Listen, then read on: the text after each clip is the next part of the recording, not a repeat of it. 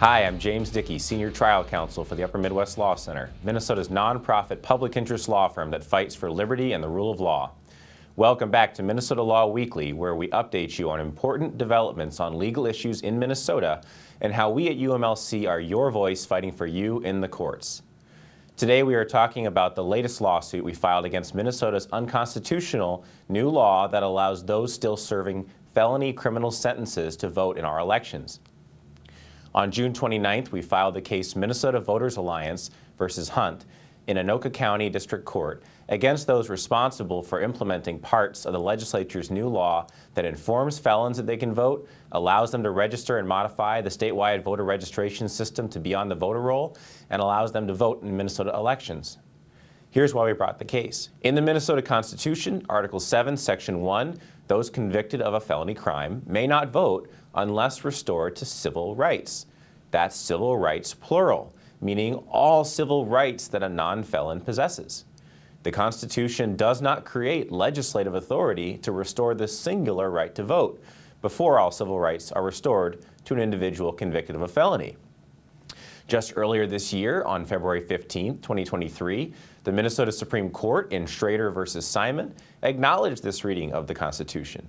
The court said as follows: even if we assume that the word civil rights as used in Article 7, Section 1 were intended to broadly include any right that a person has, it does not follow from the fact that some of these rights may be restored upon release from incarceration that all civil rights must be restored.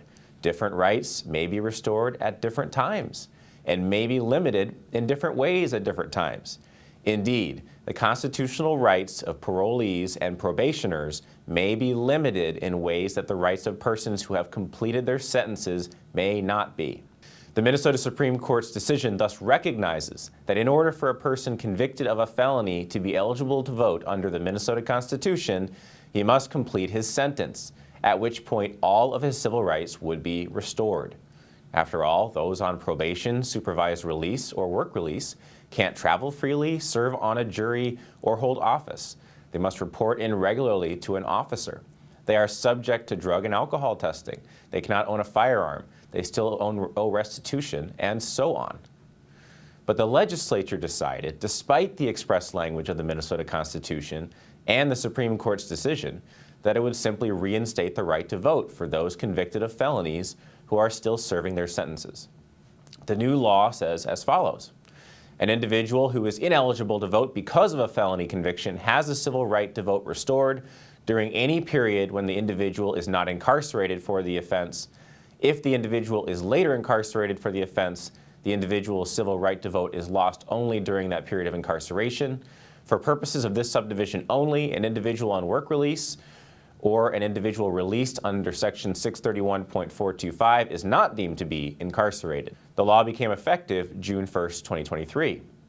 And interestingly, work release, unlike probation or supervised release, and despite the carve-out created by the new law, by definition occurs during the time convicted felons are still in confinement and serving the carceral portion of their sentence. And to be clear, the Minnesota Supreme Court in the Schrader decision did state that under Article 7, Section 1, the legislature has broad general discretion to choose a mechanism for restoring the entitlement and permission to vote to persons convicted of a felony. And the legislature may act through a legislative act that generally restores the right to vote upon the occurrence of certain events. And this is because our founders in Minnesota believe in second chances, and because of that belief provided a way for full reinstatement to the right to vote for those who have made serious mistakes in their past. That way is through full completion of the felony sentence. We recognize and acknowledge that the legislature certainly can reform sentencing to have the effect of restoring all civil rights.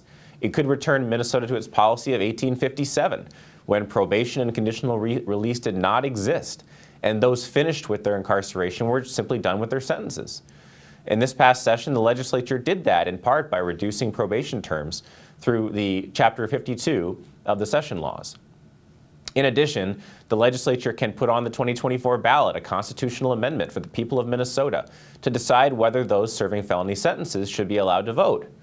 But the legislature cannot skip those steps and simply declare the Constitution satisfied without doing the work to satisfy it. The point of a constitution is that even where it gives power to the legislature is still constrained by the Constitution's supreme authority as to the boundaries of legislative power. So this is a case about what authority the legislature has under our Minnesota Constitution, plain and simple. It is not, as the law's author stated to the media, and as some partisan operatives have and will say, some sort of effort to make it harder to vote for people with the right to vote. Those are meritless criticisms that don't meaningfully engage with the meaning of the Minnesota Constitution or even what the lawsuit says. All these criticisms do is reinforce the danger posed by another law that we will challenge in court this summer, the Don't Say Felon speech code law. You can look for that lawsuit to come in the next month or so. Well, that's it for this week on Minnesota Law Weekly. You can learn more about the Upper Midwest Law Center by visiting umlc.org, and you can also make a confidential tax-deductible donation on our website or by sending us a check to 8421 Wayzata Boulevard, Suite 300, Golden Valley, Minnesota 55426. And we would urge you to do that. We are fully donor-supported and charge our clients nothing, and we are standing up for you in court and want to fight for you on every front. Help us do more for you by making a donation today.